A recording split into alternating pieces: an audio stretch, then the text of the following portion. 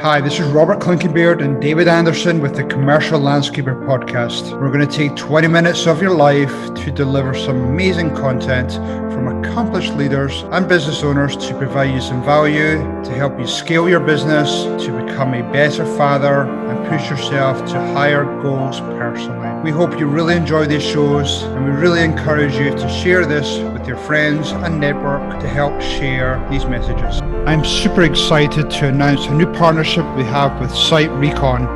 If you're tired of measuring properties, the Site Recon platform fully automates the measurements so you can then focus on sales. Think measurements, think Site Recon. So this is Robert Clinkenbeard with the Commercial Landscapers Podcast. I'm super excited to be joined today by Jack Becker. Jack, welcome to the show. Thanks, Robert. Thanks for having me. No problem. Glad you could be here. So you said you're sitting in a hotel room in the middle of snowy Pennsylvania. That's correct. Yes. Well, I'm glad you could join us. Hopefully you get back out of there, back down to, you said, Virginia Beach. Yes, that's right. Okay, cool. Well, good luck. So, Jack, tell me a little bit about your. You've got quite a colourful background. You're a very impressive background. Tell me a little bit about you and your background. Yeah. Well, thank you very much. After spending a career as a fighter pilot in the U.S. Navy, I saw a need to apply the lessons learned that I had from that career as an instructor pilot and operational fighter pilot in the U.S. Navy. And a lot of these skills that I learned were directly translatable to the American workplace. And a lot of people first raise an eyebrow when I say things like that. But 12 years ago, I founded a company called Flight Level Solutions. And it was a keynote providing company, and also with workshops and training sessions where we provide people insight into how my world as a fighter pilot is very dynamic, fast-paced, and rapidly changing. And the skills I use are really applicable to a lot of entrepreneurs when they finally realize that their world is very similarly dynamic, fast-paced, and rapidly changing. So go into that a little bit further, because, I think our fast-paced is totally different from what you would term. I mean, you're F-18 Hornets, Super Hornets. I mean, you're probably one of the most highly decorated landing signal officers. So, I mean, as I say, really impressive background here. But, just to put that in context with just the normal layman. Sure. Well, so the skill set that I'm referring to is a process that aviators use, and it's Navy fighter pilots and NASA astronauts alike. It's a skill set called crew resource management. And it's a very simple process that pilots use to minimize or mitigate human error, basically to make fewer mistakes. It has nothing to do, this skill set has nothing to do with flying airplanes. It's just how we as fallible human beings can make fewer mistakes on the job. So I saw an opportunity to translate this skill set to people doing almost every career under the sun, because everybody I know can benefit by making fewer mistakes on the job. So I took this process of crew resource management, and it very simple boils down to a 4-step process that we use. And that is simply brief, execute, debrief, and then perfect. So in the briefing phase, I've worked with a lot of companies that do a pretty good job of setting the tone for what they're going to do, whether it be an 8-hour workday, a week-long 5-day work week, or a 6-month project. But they do a fairly good job of setting the tone beforehand. But I give them a structured way to quickly and efficiently brief. And then it's on to the execution phase. And that is where we use these skills of crew resource management. And they're very simply communication, assertiveness, leadership, decision-making, task analysis, adaptability, flexibility, and then kind of the all-encompassing big one, and that's situational awareness. So I teach folks how to use those skills during their work week or work day on the job, whatever it is they do. After that comes the most crucial step, and that's the debrief, where we take a super critical look at how we did. And this is the point that I stress to people, where we have the opportunity to repeat our successes and not repeat our failure. That's a very powerful thing coming from fighter pilots, that we are so hypercritical of each other in the both good and bad as we scrutinize what we've done. And that's really how we learn to make tomorrow's event even better and more productive than today. So after that debrief, the final step is to perfect. And that's taking those invaluable lessons learned and applying them to tomorrow's brief. So that cycle keeps going, and we just keep raising the level of human performance day in and day out, over and over again. That's great, because it's actually interesting you say that, because I definitely enjoy some of those books that the Navy SEALs have come out with, or the SAS, and sure. A lot of them, they talk about how they really keep going through, especially the debrief part, where they go through and they examine their mission, even if it went well, but they just go through it step by step and just see, well, how can we have done it better? And it's something that really stuck with me. But I'm going to go back and ask the question, give me an example of the initial brief part, because, I mean, a lot of the managers that came to me and, they explained that they'd given instructions to some of their team members and it didn't quite go the way it should have done. I always challenge them. I said, well, was it the people that executed the work or was it the actual instructions given to them? Do you feel as though you were clear enough? And, more than often, it was just a poor ability to really explain, what the project was. So to talk to me a little bit about that, your process. Sure. That's a great question. In the brief, our structure for that keeps things very quick and efficient so we don't spend too much time talking about what we're going to do before we do it. But that too breaks down to a 4-step process. And that is very simply overview, objectives, tactics, and review. So the overview is pretty self-explanatory. What are we here to do today or this week? That's what our mission is. That's the overview. And then for the objective, that's just assigning a goal for what we're setting out to do. And that's very important for us, whether it's a training mission or a combat mission. We always have an objective or a mission goal. And this is what I tell business owners. That needs to be very measurable and attainable. And by that, I mean a very simplistic explanation is we don't just want to make as many widgets as we can today because it's not measurable. And at the end of the day, we don't know if we've achieved it or not. And it also needs to be attainable, like a realistic goal. So by making our goal for today, our objective, measurable and attainable, we can then look back in the debrief and see whether we achieved it. Why or why not? If we did, maybe we can up that goal for tomorrow. And if we didn't, what were our shortcomings or pitfalls? So overview, then objective, where we assign the goal. And then I talk really quickly about tactics. And that's very simply where we assign individual roles, expectations, and accountability. This makes clear to everybody what's expected of them. What is their roles, expectations, and accountabilities? That's the tactics portion. And then a quick review. And that is very simply wrapping up everything that we've talked about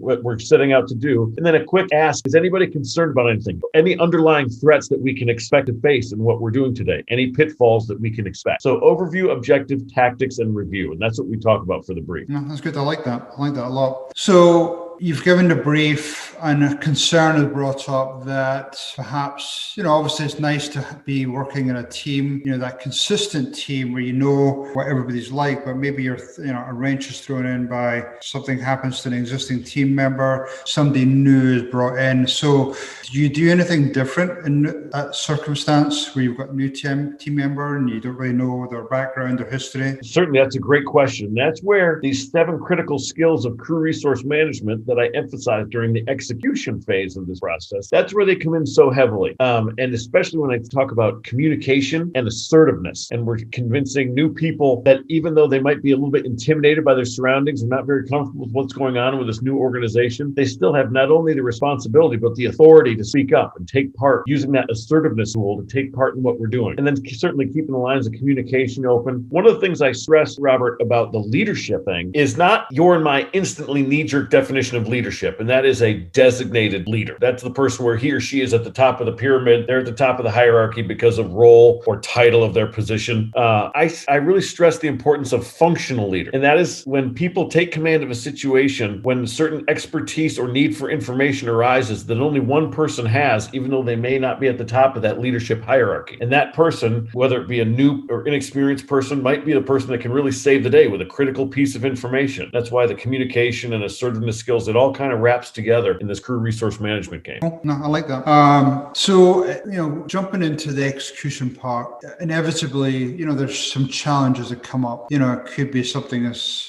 maybe as simple as weather, but usually something comes along that, throws a wrench in it. How do you either practice or give instructions, or how do you sort of recommend when you deal with those types of scenarios? That's a great question.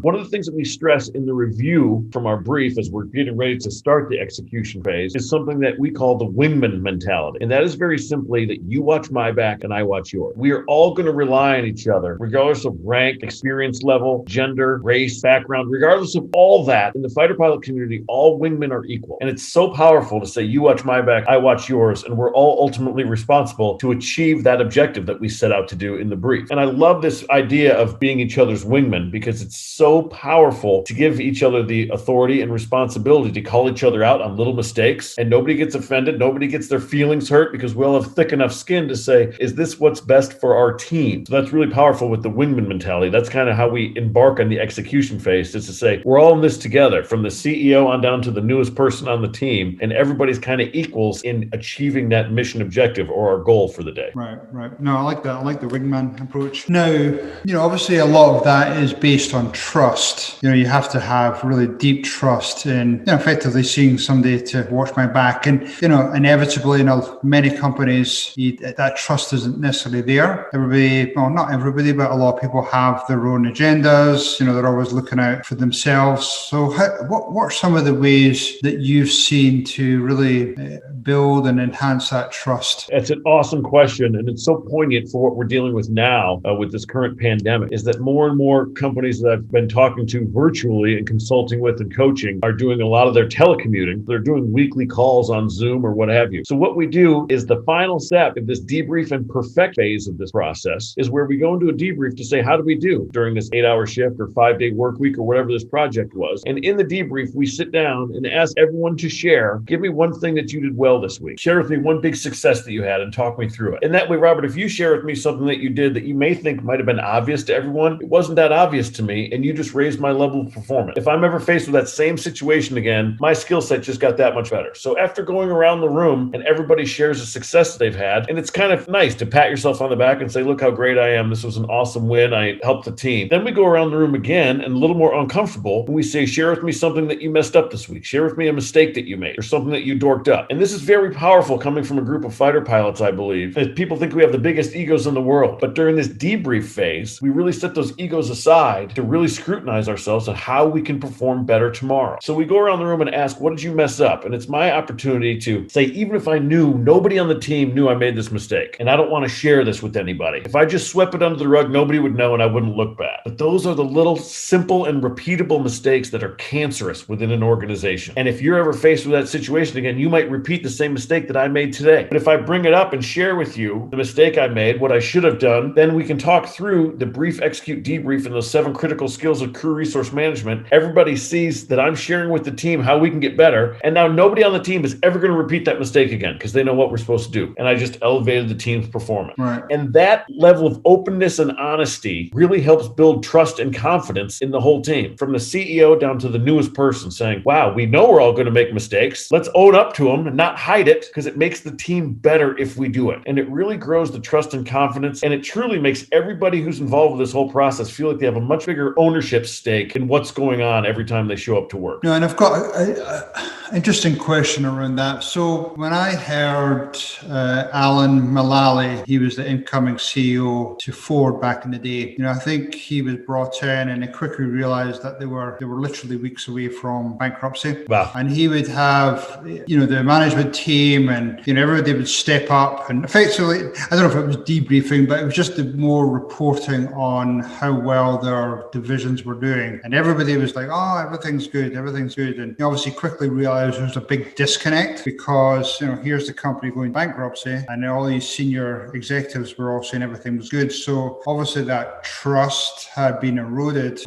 So he obviously changed that environment and allowed people to build up that trust that they weren't going to be chastised, to actually stepping up and being vulnerable. So my question is then, when you've got, not many companies do that debriefing part, become vulnerable, actually, step up and say, hey, I screwed up here. How do you make that transition? How do you start that whole process? And I assume it's going to happen over time. It's not going to happen overnight. It certainly does not happen overnight. You're right. And this skill set, the whole process is kind of an art form, and it's taught and it's learned. And the tone has to be set from the CEO on down. And he or she has to be the first one to stand up at the first time that we even try and conduct a debrief like this and say, first of all, here's the mistakes I made this week. And it's no harm, no foul. And I've worked with Fortune 500 companies that have instituted this debrief thing, that are major manufacturing firms, or on down to small law firms. And everybody's kind of amazed with the trust and confidence that grows after seeing senior people, these guys and gals, open up about what their shortcomings were. And the first time you see your boss do it, you say, wow, they're really honest about that. And then the people keep doing deeper and deeper dives into their mistakes. And it really helps the team elevate their performance. But the tone is really set with the leadership, certainly. No, that's good.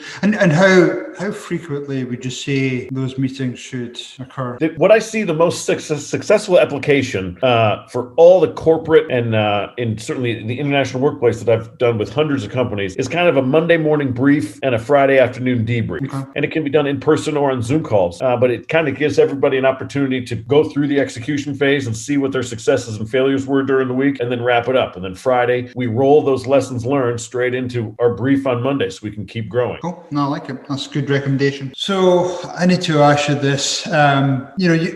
Talk to me about, think back without giving me any sort of military secrets, but anything that would be a good story to share on something that, you did everything perfectly. You did the, initial brief, you did the execution, debrief, and you could think back and wow, that was really top class the way I did that.